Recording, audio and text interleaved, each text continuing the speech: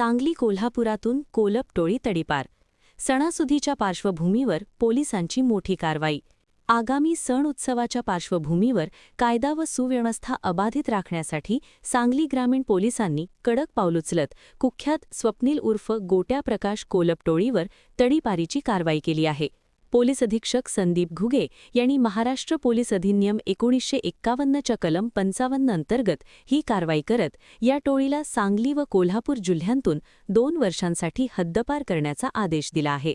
या कारवाईत स्वप्नील उर्फ गोट्या प्रकाश कोलप वय 35, उमेश रमेश कोलप आणि रोहित रमेश कोलप रहा अंकली ताम्मिरज यांचा समावेश आहे. या टोळीविरुद्ध 2013 ते 2025 दरम्यान खुनाचा प्रयत्न, मारहाण, घरफोडी, चोरी, खंडणी, शासकीय कामात अडथळा, बेकायदेशीर शस्त्र बाळगणे, विनयभंग यांसारखे गंभीर गुन्हे दाखल आहेत. तसेच बंदी आदेशांचे उल्लंघन करून दहशत निर्माण करण्याचे प्रकारही त्यांच्या नावावर आहेत. सांगली ग्रामीण पोलीस ठाण्याने प्रस्ताव सादर केल्यानंतर उपविभागीय पोलीस अधिकारी संदीप भागवत यांनी चौकशी करून अहवाल सादर केला. त्यानुसार सर्व बाबींचा विचार करून तडीपारीचा आदेश देण्यात आला. या कारवाईमुळे गुन्हेगारी टोळ्यांवर मोठा आळा बसणार असून सणासुदीच्या काळात नागरिकांना सुरक्षित वातावरण मिळणार आहे. पुढेही अशा गुन्हेगारांविरुद्ध कठोर कारवाई सुरूच राहणार असल्याचा इशारा पोलिसांनी दिला आहे. महान कार्य न्यूजसाठी आदी माने, मिरज.